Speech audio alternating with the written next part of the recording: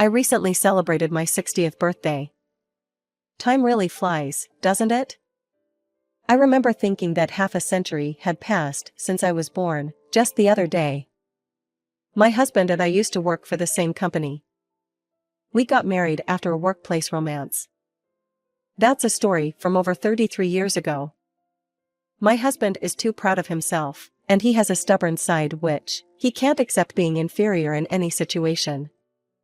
However, back then, I felt he had a strong sense of self, and I respected him, so we got married. My colleagues opposed our marriage, but at that time I thought, he's the only one for me. So, I married him. We were blessed with children after that, and we were living happily. It was when I got pregnant that my husband told me, "I want you to quit your job and stay at home. It would be better for our child." I loved my job, so I didn't really want to quit. However, I thought about the future of my family, and began to think that my husband might be right, and staying at home could be better for our child. So, I quit my job and became a full-time homemaker. Thanks to that, I was able to witness every step of my son's growth. I was glad that I listened to my husband. I was truly grateful. It feels like it was a long time, and a short time at the same time. Children grow very fast indeed. I struggled with parenting, but my son went through puberty and went off to college. He has grown up, got a job, and left the house. Since his office was in another province, he now lives on his own. When my son used to live with us, our time was centered around him, but now that he's moved out, I find myself with a lot of free time. I considered taking up a hobby, but I'm clumsy with my hands, and I'm not good at physical activities either, so I felt like sports might not be the right choice. So, I thought, why don't I get a part-time job? I love working, so if my husband allows it, I thought I should try a part-time job. I talked to him right away, and he said, "Sure, but if you neglect the household chores, I'll ask you to quit immediately." I replied, "I'll do my best to balance both." So, I started a part-time job at the nearby supermarket. At first, it was challenging, because I wasn't used to the physical aspect of the job. There's also a promise with my husband. However, as I got used to it, I became more efficient at both work and housework. Despite it being a part-time job, it had been a long time since I worked, and my heart was becoming quite fulfilled. My life up until then had been fulfilling as well, but the satisfaction I gained from working was beyond that. However, the more satisfaction I derived from my job seemed to directly correspond to my husband's worsening mood. Then one day, "I'm tired. Why do I have to work so hard for someone like that?" He started complaining. "What's wrong?" When I asked, he responded with those mean words, "You wouldn't understand, even if I told you. After all, I'm a full-time employee, and you're just a part-timer." My husband is 2 years younger than me, and he is currently 58 years old. It must be frustrating for him to see his peers and subordinates get promoted and surpass him. Even though he holds the position of section chief, given his age, it wouldn't be strange for him to be a department head or even higher position. I'm pretty sure that the reason why he can't get promoted is because he is not good at his job, but he blamed it all on others. Every time it was time for a promotion, he was complaining. Now, there are people in his department who are the same age as our son, and although they are in different sections, they hold higher positions than my husband. He is too proud of himself, so he can't seem to accept that. I heard this from my former colleague, but people are calling him perpetual section chief. I think my husband is aware of that. Young people these days only know how to make fun of others. He has complained before. I could only respond with, "Yeah, that's right, that's right." He must be jealous of his younger bosses, who work with a smile.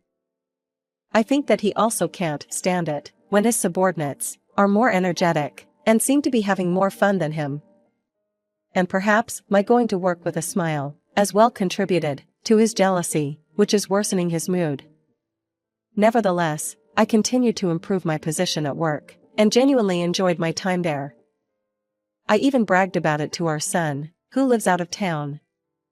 He could see that I was fulfilled and he took comfort in it. He knew that my husband was a bit domineering. Especially now that it was just the two of us in the house, he was concerned that I might be under stress. I'm so happy that he grew up to such a kind son, who always cares about me. One day, another part-timer suddenly took a day off, so I had to go to work when my husband was off. When I finished work and came home, he had a sulky expression on his face and said without trying to hide that he was in a bad mood. "Hey, didn't I tell you not to slack off on household chores?" "I'm sorry. I couldn't have lunch because of you." "How could you? There were instant noodles or something, right? You should have had those. You were supposed to make lunch for me. In a normal case, you would slip out during lunch break and cook something for me." Getting a bit irritated, I retorted, "That's not normal. I can't do that." Then, my husband replied as if he was looking down on part-timers. "You're just a part-timer, so you should have some flexibility. Part-timers don't have any responsibilities, and they just need to show up. That's all." "Why do you say it like that?" I asked. "I'm a full-time employee with a title. My sense of responsibility is totally different. Your job is, well, more like child's play," he said mockingly. "That. Even if it's a part-time job, it still comes with responsibilities." I raised my voice. My husband sneered and said, "Have you forgotten something? If you don't do the housework to my satisfaction, you'll have to quit your part-time job." I couldn't argue when he brought this up. It was frustrating, but I toned it down and said, "I understand. I'll make dinner now." Feeling emboldened, my husband said, "Of course, today I couldn't have lunch because of you, so make something nice." Sure, I replied, deciding to let it slide. It seems my husband looks down on part-time jobs. I couldn't stand him for that. Even though it was just a part-time job, I put in my best effort at my job. I had even taken on managerial tasks. I am in charge of creating schedules, and I couldn't leave the shift empty, so I went to work today. However, even if I tell my husband about it, he would just say that it's just a part-time job after all. He's looking down on me. Even though we're a married couple. The love towards my husband quickly cooled. Before we got married, my husband wasn't like this. But recently, he's been complaining all the time. And making condescending remarks about me. And every day, he's been getting more and more irritated. It's not pleasant to watch. One day, I received a message from a former colleague from the time when my husband and I worked at the same company. She asked if I could spare some time, so I decided to go for lunch with her on my day off from the part-time job. "Hey, how's your husband been at home lately?" "It's the same as always. I think I've mentioned it before, but he's got that domineering attitude, haha." "I see. You started a part-time job, right?" "Yes, I did because my son got a job and moved out." "But how do you know?" "Your husband has been making fun of your part-time job at work. He's been telling the juniors and colleagues that, even though you're just a part-timer, you act all high and mighty like it's a real job. He even said that you're a failure as a housewife, since you can't do housework properly. He thinks you're the kind of wife that should be dumped." I was taken aback. That alone would be bad enough, but he also said that because he married someone like you, he can't get promoted. What? I couldn't believe that my husband was saying such things at work. I was upset, and that night, I confronted him with the story I had heard from my former colleague. That's when my husband became enraged. He knocked everything off the table onto the floor, kicked the table and chairs, and started acting out. I was scared by that sight, and from then on, I began living every day in fear, trying not to upset him. I must have been under a lot of mental stress. While at work, I started getting headaches when standing, and found myself sitting more often. And then, I collapsed at work. I was taken to the hospital in an ambulance, and the doctor told me that the cause was stress and overwork. The doctor said, "I think it's probably due to an imbalance of body and mind, caused by both mental and physical stress. Do you have an idea of what's making you stressed?" Although I thought it was probably because of my husband, I only replied, "Maybe I was tired from working." I fell asleep while getting in 4 on the hospital bed. In the evening when I woke up, my husband was standing by the bed. While I was surprised, I said, "I'm sorry, I'm not feeling well." He responded gruffly, "Hurry up and come home." I was taken aback and said, "Come home?" "The doctor told me to rest at the hospital for today." He asked, "Are you sick?" I replied, "They said it's stress and overwork." He sarcastically said, "Stress and overwork from a part-time job? That's funny. Anyway, I'm hospitalized today, so please take care of things at home," I pleaded. He said, "That's not what we agreed on. We agreed that you would handle both household chores and your part-time job, right?" I explained, "You can see that I can't do it today. I'm sorry, but please understand." When I said that, my husband didn't say anything, and deliberately closed the hospital room door loudly as he left. It was a large room, but I was the only one there that day, so I didn't inconvenience anyone, which was a relief. However, even at a time like this, he prioritizes himself. And he says such things at the hospital. I spent that day at the hospital, and was discharged the next day. When I returned home, there were divorce papers, which my husband has already signed on it. I was delighted to see the divorce papers. Finally, I'll be free from him. That's when my husband called me. He said in a sarcastic and condescending tone, "Did you see the papers? You'd be in trouble if I divorced you, right? You have the audacity to talk back to me about getting stressed from just a part-time job when you are living off me. If you apologize and beg me, I might consider forgiving you this time. What will you do?" I replied with joy, "Let's get a divorce." In a panic, my husband said, "Huh? What are you talking about? You won't be able to support yourself just with a part-time job. What can you do on your own?" I replied, "It's fine. You can keep making fun of the part-time job." He then said, "I can imagine you apologizing and begging me already, you know?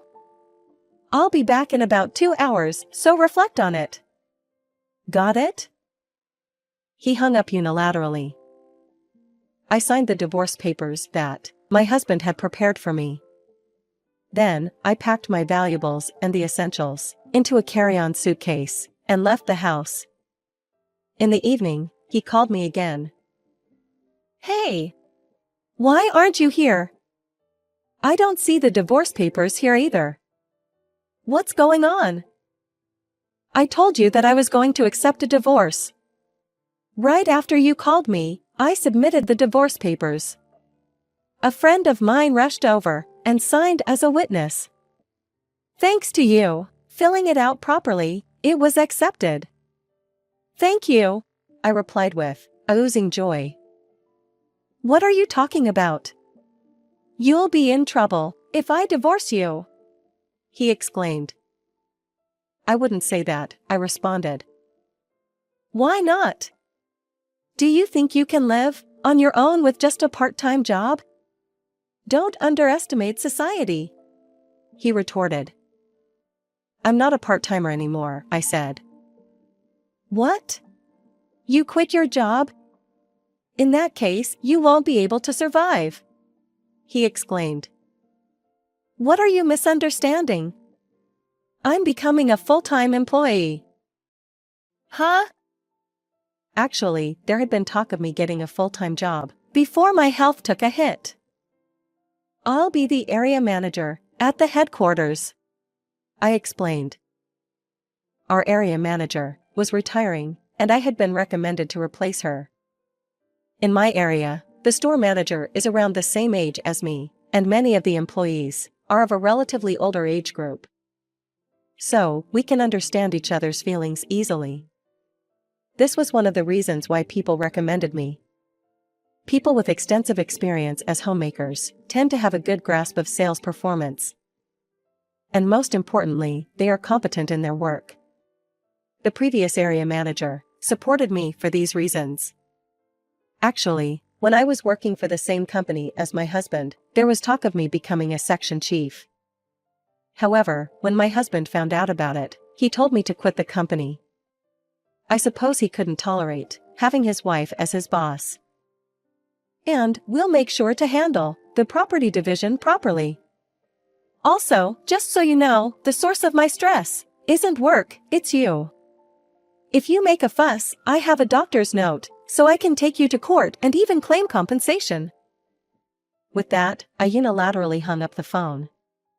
Afterward, I also talked to my son about it. My son had been encouraging me to get a divorce, so he said, "That's great," and welcomed me into his home.